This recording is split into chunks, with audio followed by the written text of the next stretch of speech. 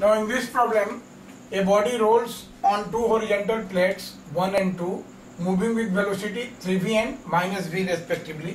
देखिए ये केस है, this plate is moving with velocity 3v and this plate is moving with velocity minus v, right?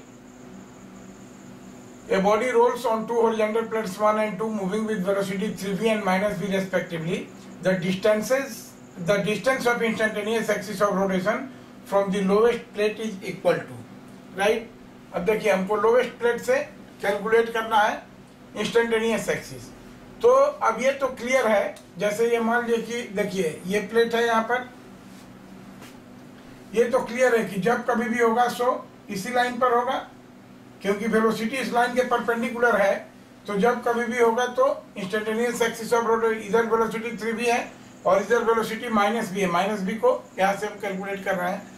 तो मान लेते हैं कि यहाँ पर है कहीं and it is at a distance x from this lower plate, right? यहाँ से x डिस्टेंस पर है इंस्टेंटेनियस एक्सिस, राइट? अब हम बताएं कि ये बॉडी है तो इसका एंगुलर वेलोसिटी तो सेम होगा, ये बॉडी का एंगुलर वेलोसिटी हर जगह सेम होगा। तो मान लीजिए कि जो भी है this is the sense of angular velocity, omega E direction में होगी। तो क्या हो जाएगा, देखिए यहाँ से हम देखेंगे सबसे पहले ऊपर वाले प्लेट का, तो भी है 3v कितने के बराबर हो जाएगा, 3v will be equal to, देखिए 3v will be equal to, ये टोटल डिस्टेंस कितना है 2r, तो this is 2r minus x instantaneous axis से। देखिए ये डिस्टेंस कितना है 2r माइनस एक्स, ये 2r टोटल है और x ये है, तो this distance 2r minus x into omega, क्योंकि ये पहला इक्वेशन बना हमारा, राइट? और यहाँ से हम क्या कर सकते हैं, सेकेंड इस पॉइंट के लिए अब ये एंटी क्लॉकवाइज डायरेक्शन में v क्या हो जाएगा, ये माइनस v है, v this will be equal to how much, x into omega, this will be equal to x into omega. This is equation number 2। अब दोनों को सोल्व करके x का वैल्यू निकालना है, तो बेटर है कि पहले इसको इक्वेशन 2 है, दिस इज इक्वेशन 2, इसको हम मल्टीप्लाई कर दें 3 से मल्टीप्लाई करके और इसको सब्ट्रैक्ट कर दें माइनस माइनस, तो ये 3v और 3v कैंसिल हो जाएगा और ये कितना हो जाएगा।